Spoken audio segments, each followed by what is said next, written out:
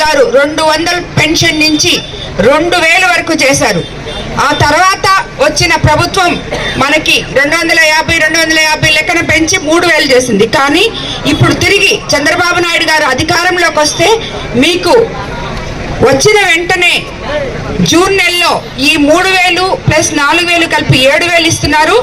అది కాకుండా తర్వాత నుంచి ప్రతి నెల 4000 ఇవ్వబోతున్నారు. వికలాంగులకి 6000 పెన్షన్ ఇవ్వబోతున్నారు. ఈ పెన్షన్లన్నీ ఇంతకు ముందులాగే మనకి తెచ్చియడానికి వాలంటరీ వ్యవస్థ కొనసాగింపబడుతుంది. ఆ వాలంటీర్లకు కూడా ఇది వరకు 5000 ఇస్తే ఇప్పుడు 10,000 ఇచ్చి వాలంటరీ వ్యవస్థని కొనసాగించబోతున్నారు.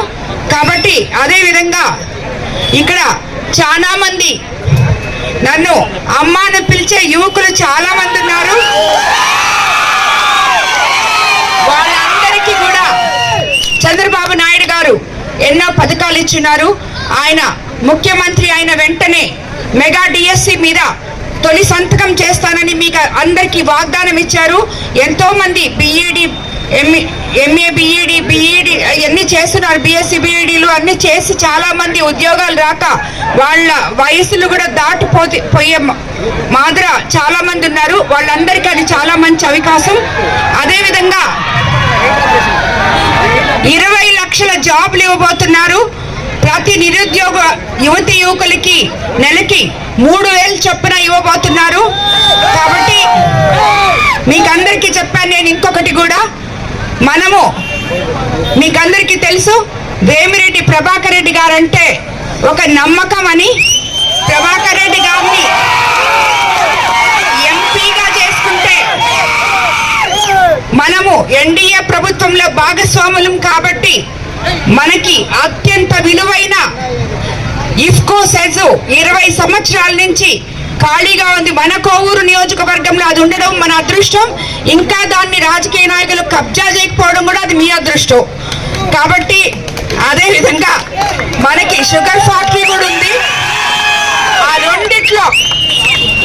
రెండిట్లో ఇప్పటి వరకు మనకి మిగిలి ఉన్న ఆ 2 ఆస్తుల్ని పారిశ్రామిక వాడలుగా చేసుకొని మన జిల్లాలోని యువతి యువకులకి నిరుద్యోగము అంటే ఏంటో తెలియకుండా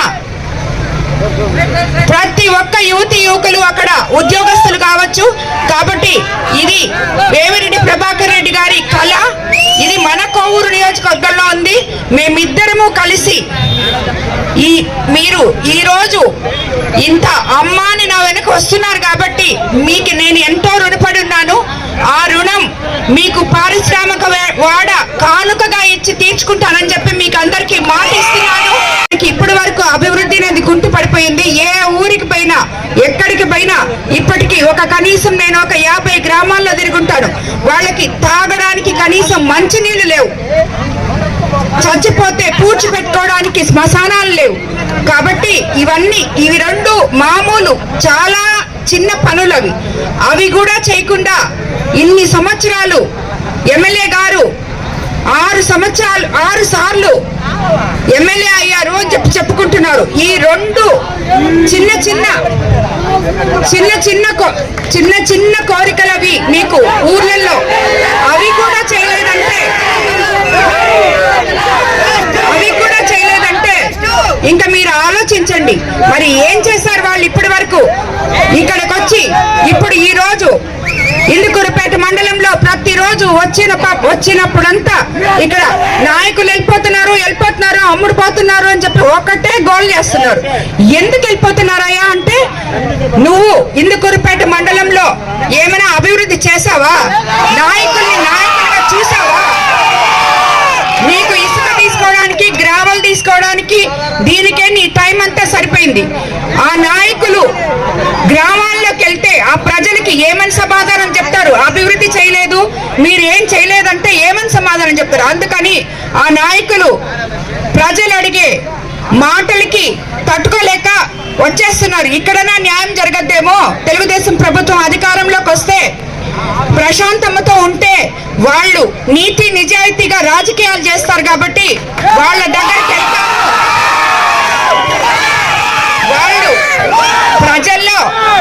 మమేకమై ప్రజా సేవ చేస్తారు అనే నమ్మకంతో నాయకులందరూ మా వెనుక వస్తున్నారు. కాబట్టి నేను ఎప్పుడు కూడా ఆ నాయకుల నమ్మకాన్ని వమ్ము చేయనని మీకు అందరికీ మాటిస్తున్నాను. తప్పకుండా నేను మీకు అందరికీ చెప్తూనే ఉన్నాను ప్రతిసారి, నేను రాజకీయ నాయకురాల్ని కాదు, మీకోసం సేవ చేయడానికి వచ్చిన సేవకురాల్ని, మీలో ఒకదాన్నై మీలో మమేకమై మీ సమస్యలు తెలుసుకొని ఆ సమస్యలు తీర్చేదాకా నేను నిద్రపోనని చెప్పి మీకు అందరికీ మాటిస్తున్నాను.